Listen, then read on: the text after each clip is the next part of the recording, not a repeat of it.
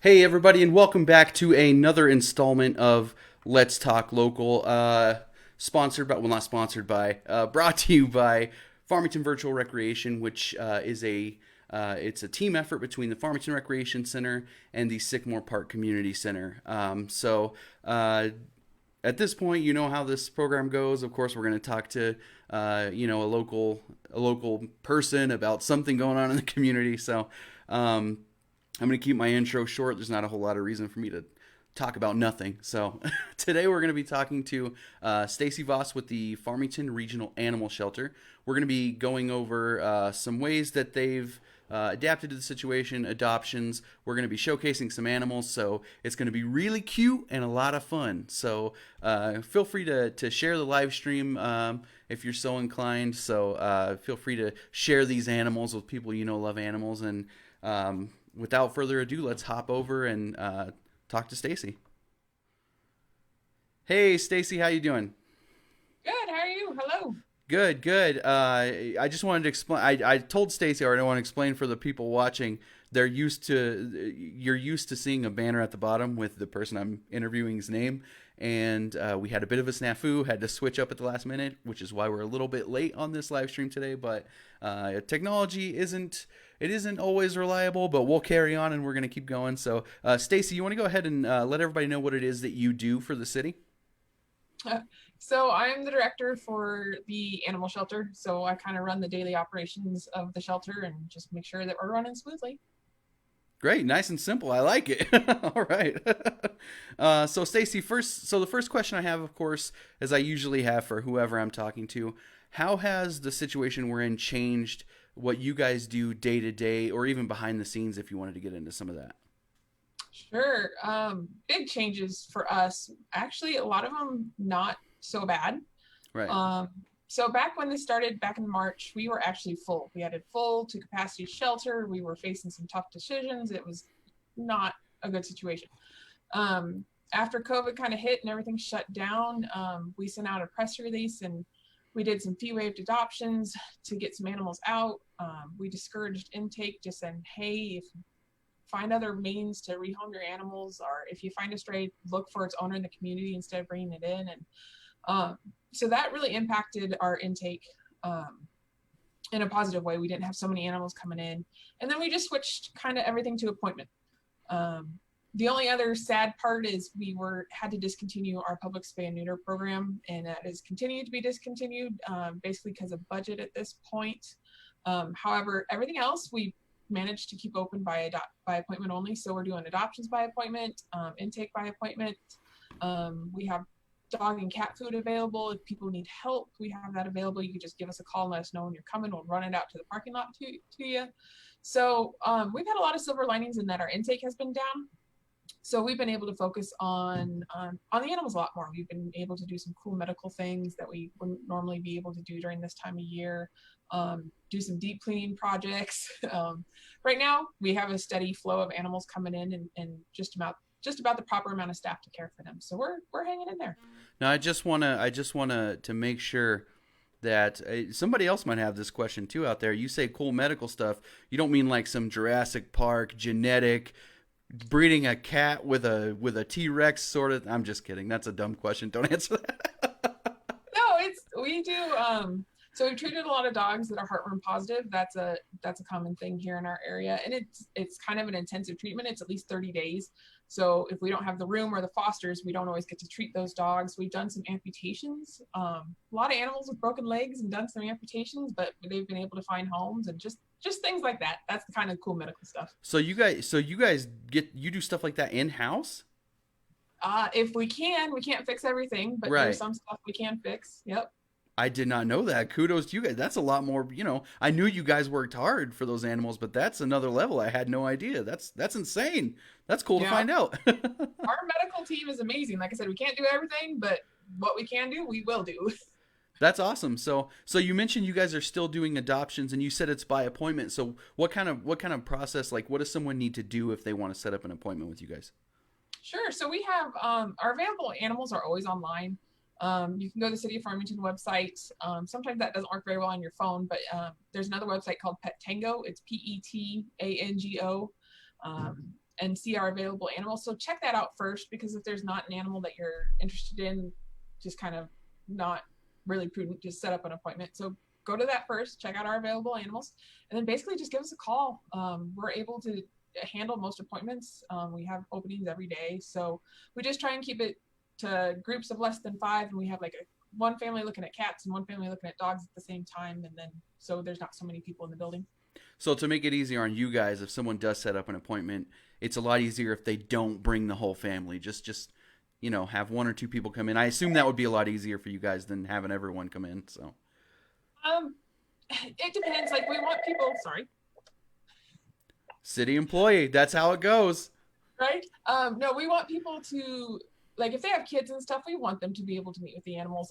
You don't need aunts, uncles, cousins unless they live with you. I mean, like I said, we're trying to keep the groups less than 5, but if you got family members that are going to be living with a pet and need to meet the pet, definitely have them come in. We'll figure it out. Oh, that's great. That's awesome. Right on. So I know that you guys put out a kind of a call to action the other day. You guys were looking for donations of specific things. Are there still specific things you guys are looking for donations on? And if so, what's the best way for people to go about helping you guys out? Pretty much all the time there's a few certain things we need all the time. So we use blankets for bedding for the dogs. So any used or gently used blankets are great. The only thing we can't really use is electric blankets, because they will literally find the cords and chew them all out. Or down blankets are not good either. We don't want to come to a kennel full of feathers. But blankets and towels, we use the towels for the cats and the blankets for the dogs. Always in need of, just because they're gently used and they get used quite often. And then toys for the dogs, toys for the cats. Again, they're used all the time and get destroyed pretty easily. So those are a couple things that are always easy to bring in. And then like things like canned food or peanut butter or dog treats, that type of thing, we're always in use of too. And there's a couple of different ways you can just walk in. We are open, or leave them at the door and give us a call, let us know it's there, and then we'll just come out and get it if you don't want to come in. Great, yeah. So anybody watching, if you've got used blankets sitting around, you're not going to use, or if you feel like you want to go and help out, feel free to definitely go and drop some things off. If you don't feel comfortable going in, like she said, drop them at the door, give them a call. So okay, so let's look at some of these adorable animals. So real quick, what we're gonna do is I'm gonna let you, because we had to switch over to a new laptop, I'm gonna let you introduce the first animal we're going to talk about. I'm going to switch over to where folks can see this animal, and I'll have to get our audio in there before we start talking about it. But I think the little video is about 30 seconds long, so it's plenty of time for me to get us in there so we can keep talking. So which do you have a specific one you'd like to start with, or because I know we have a few here? Yeah, anyone's fine. Okay, let's just go with first on my list. I believe is Isla here. So let me go ahead and start this video, and then I'll get our audio in there so we can continue to talk about these animals.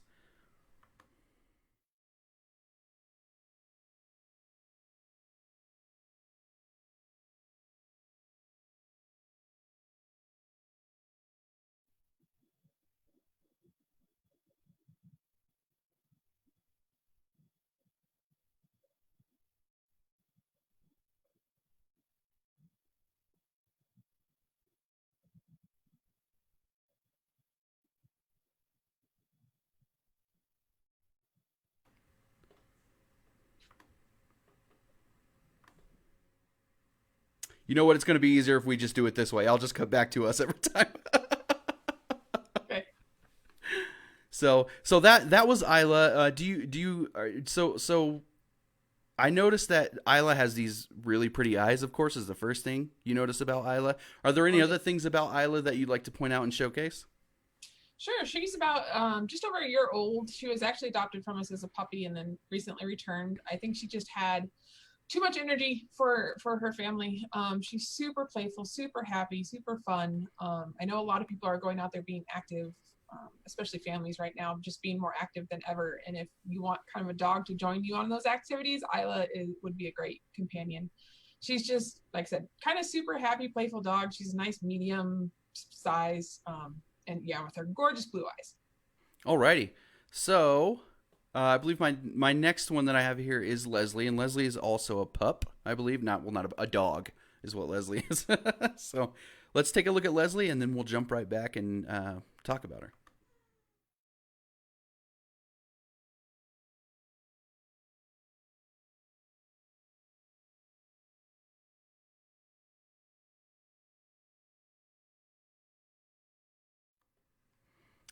Okay, I refuse to believe you have any animals in there that aren't adorable at this point. They're all good. They're all cute.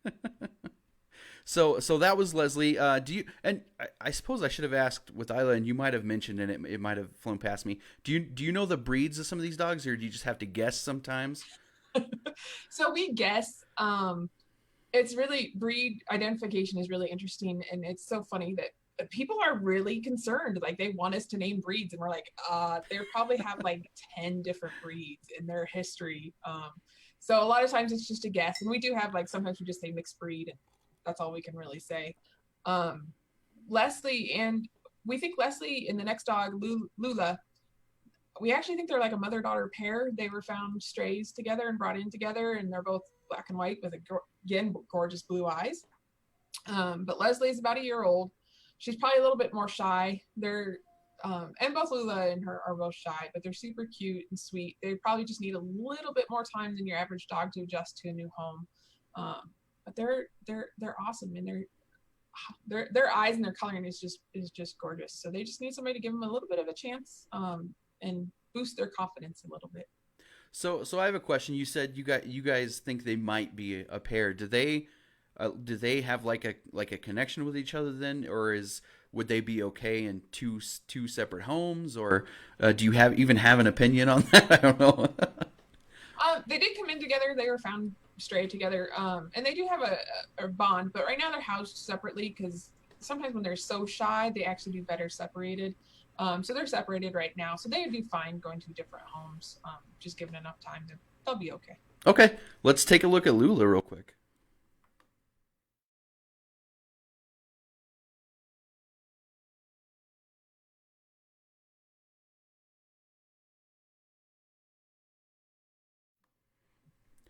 I can definitely see that how you might think that there's a reason they were found together and they look the same.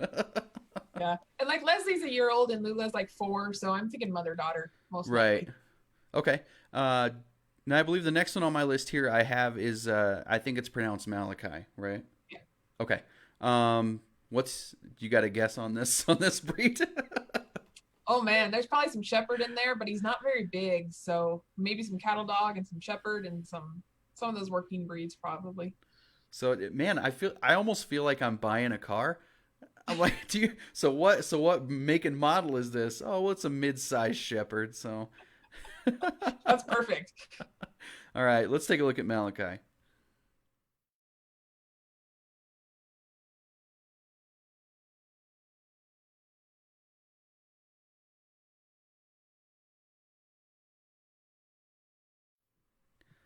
That looks like a happy boy.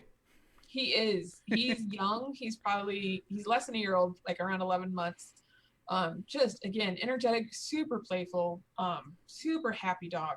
So yeah, he needs somebody that's a runner or walking every day, or somebody, a kid to play ball with him for hours in the yard. So yeah, he's a happy boy, but he's definitely an energetic dog.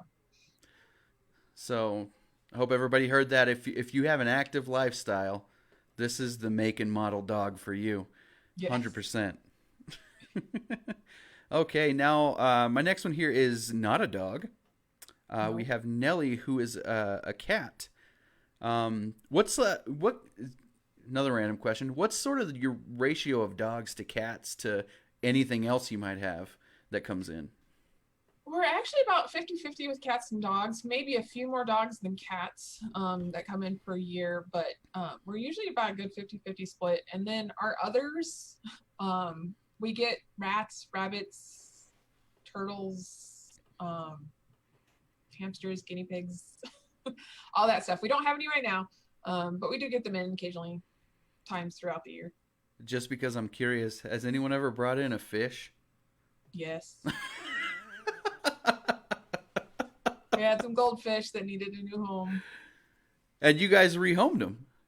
Ah, Yeah, I think we made him bring the tank in and went with the tank so that, because switching water and all that stuff on him is hard on him. But yeah, they went to home. Great. You guys don't discriminate 100%. It's not just furry animals. So, No, it's I think the only thing that the staff would freak out about is a snake, but I think we've had one or two, but they don't like snakes. I don't care about snakes, but staff is so keen on them. so reptiles. If you've got a reptile, bring it in. They might be apprehensive, but they'll take it. Yeah. All right. Well, let's take a look at Nellie here.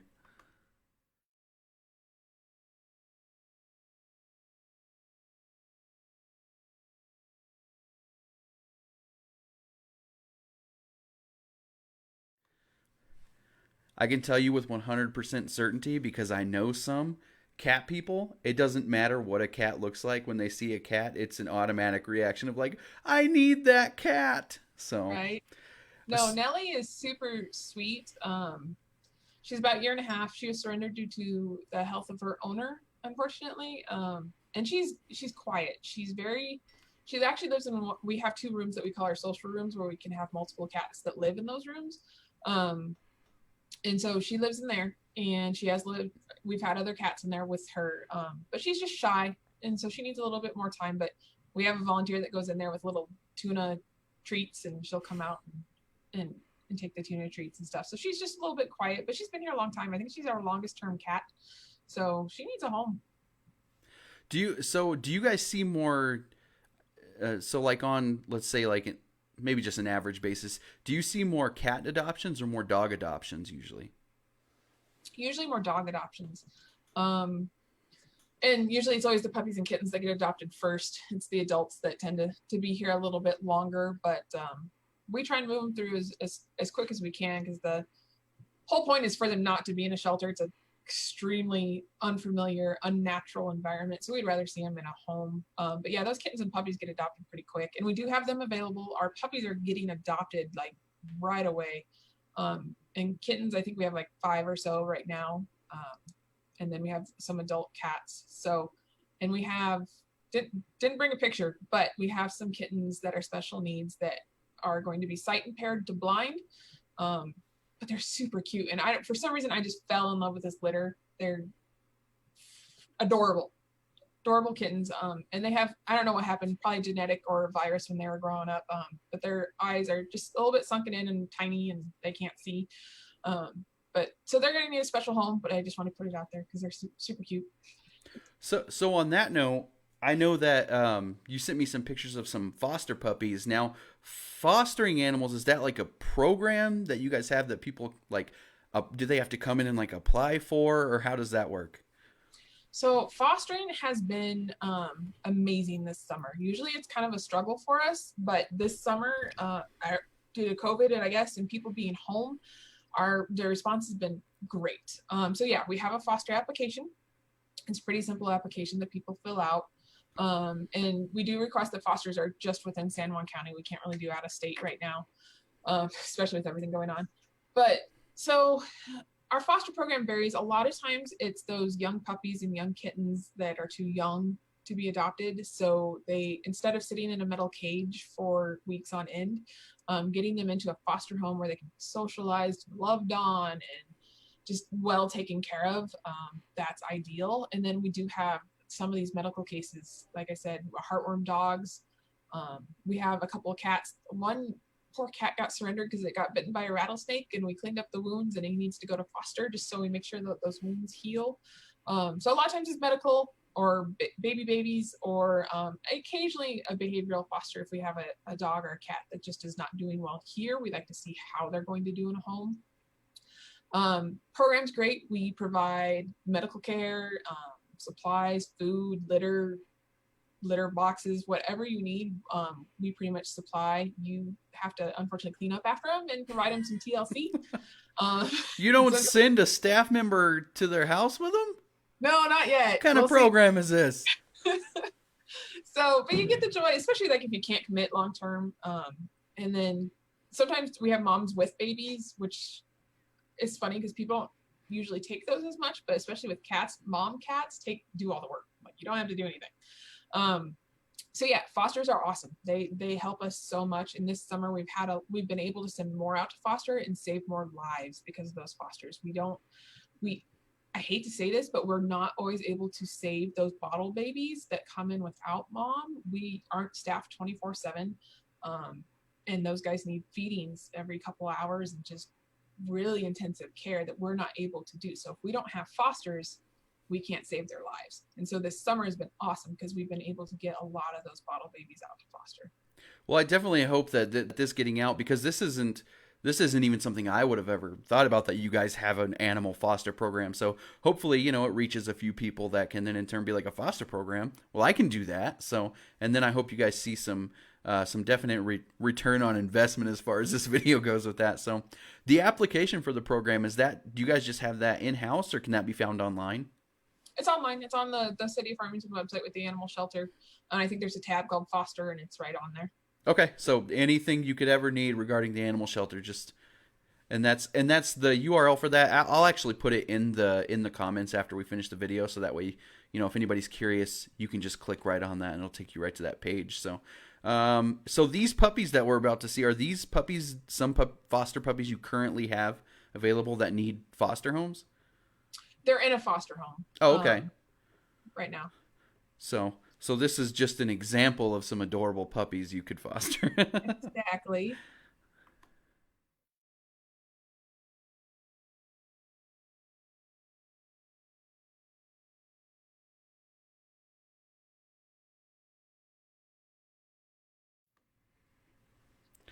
Anybody that was on the fence just decided that they're going to do it after seeing that 100%. They're so cute.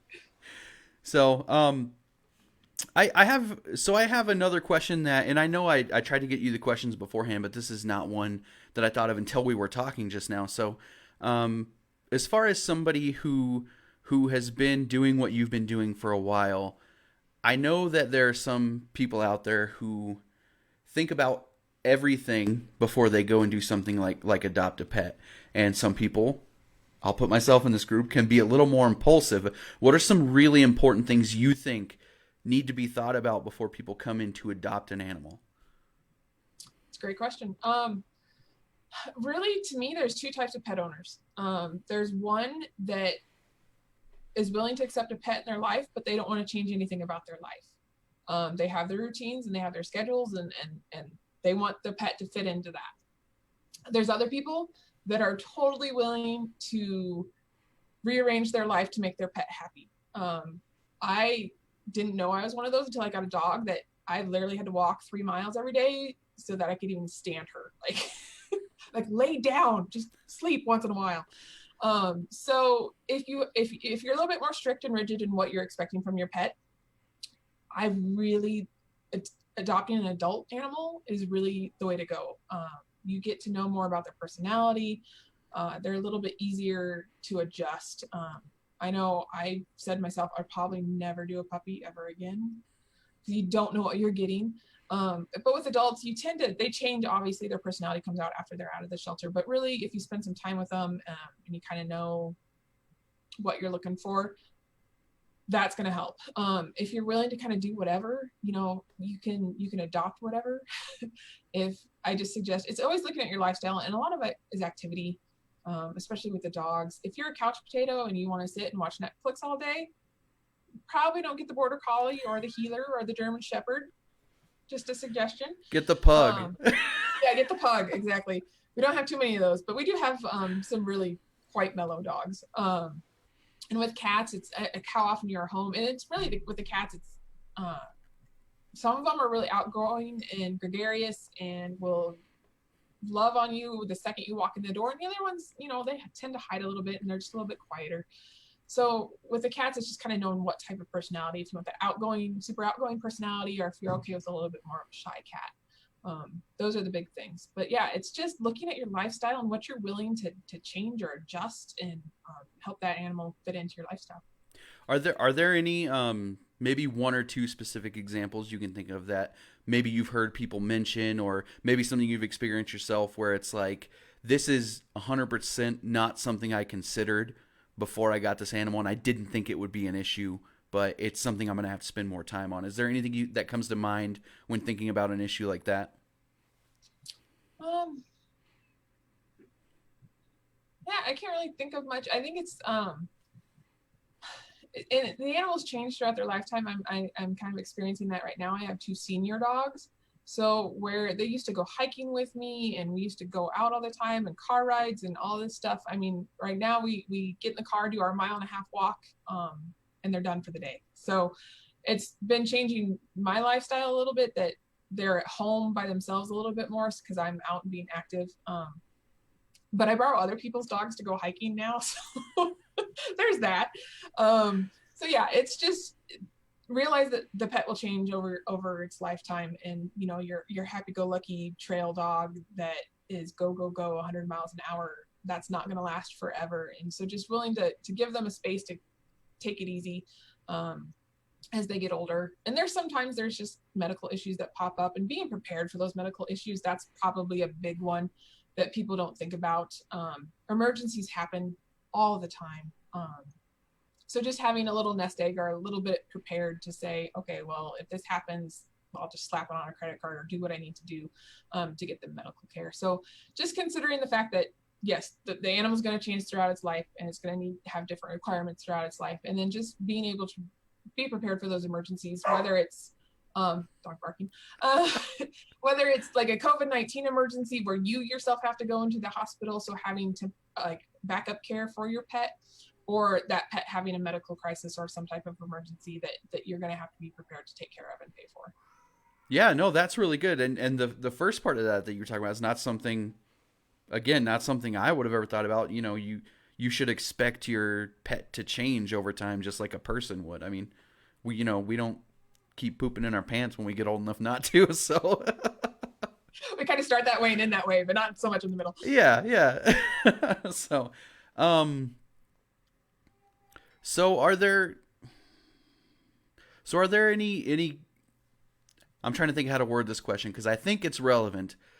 Um, let's say, is it going to make a difference? Let's say if someone, do you think on the animal, if someone adopts a pet, let's say it's just a married couple with, let's say, no kids, and they want to come in and adopt an animal, is there anything you would suggest differently for, let's say, a house full of people, let's say married couple, 5 kids that come in to adopt an animal, as far as even, from puppy to adult, anything like that? Or, do you just kind of leave it up to, well, what are you guys looking for?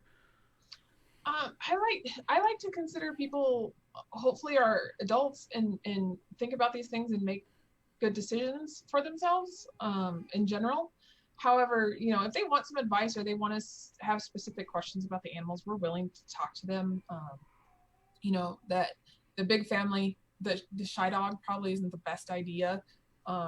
If you're a married couple and have friends over all the time, you probably don't want a protective dog because they can tend to, like I had to do that with my dogs for a long time, is they kind of get put in a room, people get to come in and deal with that. So there's situations that you need to manage, but it's so funny. People always with kids want to adopt puppies. However, the puppies grow up so much faster than the kids. So while it's really cute when they're both young, that puppy might turn into a 50-pound dog within 6 months, and your kid hasn't gotten any bigger. And all of a sudden you have this rough and tumble young adult dog, and you still have a toddler. So sometimes it's not always the best match to do puppies and kids. It just kind of depends on parenting style and how the kids react to the animal and how that animal reacts to the kid growing up. So it's really just taking the time to get to know the animals. And if we have that information, like if they've lived with kids before, we will definitely give you that information. But I've been surprised both ways. I've been surprised when animals haven't done as well with kids, and I've been very pleasantly surprised in a lot of situations where an animal goes home, and even if it was a shy or a little bit withdrawn here in the shelter, they bond to those kids like crazy, and just do really well. So you can have both situations. It's just spending some time, and then also making sure that the kids treat the animals with some respect and learn to kind of listen to their body language. So if the dog or cat is uncomfortable or running away from them, to say, don't chase them, back off, give them a minute, and then play again. So it's it's teaching the children to listen to the animals and also letting the animals have an out. Like if they just want to get away, having a safe spot for them to go. So it can go all ways. Like people just need to consider and think about it before they make a decision. Yeah, that's great. And then that just harkens back to, definitely think about, your lifestyle before you go into to choose an animal and try to choose accordingly. So, no, that's really great. This has all been great information. I'm glad we could showcase some of these animals. I've had a lot of fun. So, I do have one more question before we go, and it's not animal related unless animals do play into it for you. I don't know. And that's what through this time, what are some ways that you still like to get outside and either enjoy the city or nature, or what are some things you like to do staying at home during this time? So amazingly enough, I've been home, but I have been super active going outside. I walk my dogs every day. Thank goodness yoga has started again, but I do yoga. And there's a great Wednesday nights we actually go out to a private residence, and she has a huge yard, and we spread all out so we're nowhere near each other, able to do yoga outside. I've taken up mountain biking this summer. I also love to hike. Again, I borrow other people's dogs to go on hikes because my dogs can't do it. So yeah, and then when I'm home, I usually just chilling, just hanging out with my dogs. I like to cook for myself occasionally. So yeah, it's I'm an introvert, so it hasn't been too hard on me. Could Definitely have miss fooled some. me. I like the shelter. I can talk about animals all day. But yeah, there's definitely some people I miss hanging out with and things like that. But being able to get outside, especially in this beautiful weather, has just been a lifesaver and keeps stress level down. Right on. Cool. Well, thanks for joining us, Stacie. Thanks for taking a minute to talk to us and talk to us about the shelter and how people can adopt. Again, if you'd like to donate, used blankets, pet food, peanut butter, I'm sure there's a list somewhere on the website I, that they can.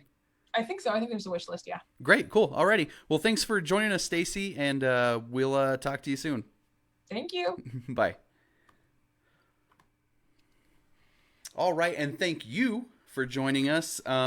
Please like and share this live stream. Even after it ends, you can still like and share the video. It helps us out a lot. Helps us get out the information about whatever facility is we're talking about, whatever information we're trying to get out with the program. So we thank you guys so much. We've had so many people watching and liking, commenting, and sharing these live streams, and we appreciate it so much. I've talked at length in more than one video about how great this community is, and you continue to show it. And we love you so much. We love being a part of this community, and we hope to bring bigger and better things as we move forward. Whether or not normalcy happens soon, we are gonna keep being just doing our best to stay connected to you guys. So thank you so much for watching. We don't have an ad for next week's Let's Talk Local yet, but keep an eye on the Farmington Recreation Center Facebook page and the Sycamore Park Community Center Facebook page for that. That'll more than likely be out on Monday, so you can take a look at what we'll be doing next Friday. So thanks so much for watching. You guys have a great weekend. Stay safe. Get outside. Enjoy the weather. Enjoy the parks, the trails, they're still open. If you haven't been downtown, there are lots of restaurants with patios that you can patronize if you're so inclined. So yeah, just get out this weekend and do something that makes you feel a little normal. So thank you guys so much for watching, and we will see you next time.